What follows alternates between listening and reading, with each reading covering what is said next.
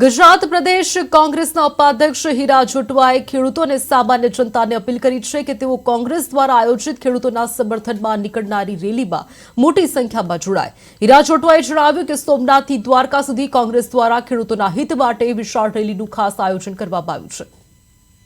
ખેડૂતોને સમર્થન કરવા માટે ગુજરાત પ્રદેશ કોંગ્રેસ સમિતિએ આયોજિત ખેડૂત આક્રોશ રેલી આજરોજ સોમનાથથી દ્વારકા સુધીની યાત્રામાં તારીખ આજ 6/11/25 ગુરુવારના રોજ 6 વાગ્યે પેથલજીભાઈ આહિર સમાજ કેશોદ મુકામે ખેડૂતોનું દેવું માફ કરવા માટે,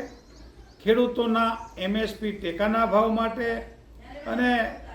કમોસમી વરસાદ થયો એમનું સંપૂર્ણ વળતર ચૂકવવા માટેની માંગ સાથે આપ સૌ 18 વર્ણને આ અપીલ કરું છું કે આપ સૌ એમને સમર્થન કરવા માટે આ સાંજની 6 વાગ્યાની સભામાં પધારો।